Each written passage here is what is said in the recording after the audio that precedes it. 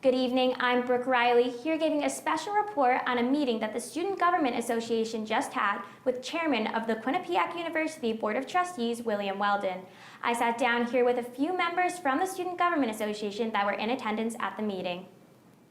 I'm now sitting alongside Luke Aheard. Luke is a senior class senator for the Student Government Association, so he was also in the meeting with Chairman of the Board of Trustees, Bill Weldon, a little while ago. Luke, how do you think the meeting went?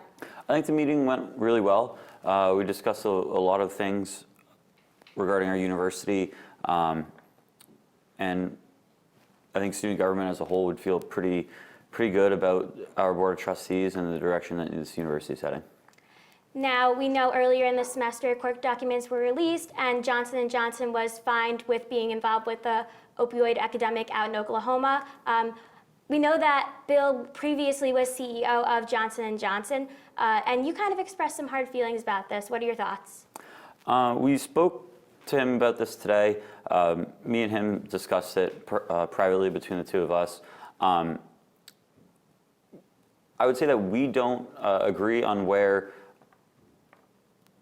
some of the responsibility lies. However, he is somebody who's working hard to improve the lives of many people that have been affected by opioids, and he has a lot of charitable ventures, and so yeah. And do you think that this has any kind of impact on Quinnipiac or his relations with Quinnipiac?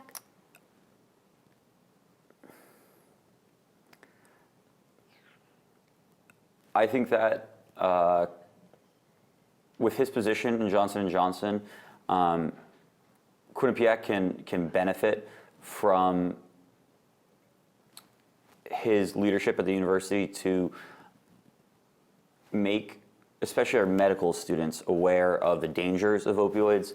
I think that maybe we can even start a program in our med school about ethical prescriptions and practices and ethical research.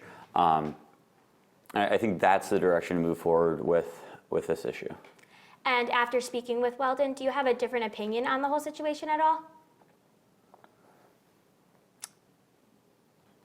I have a different outlook on it now. I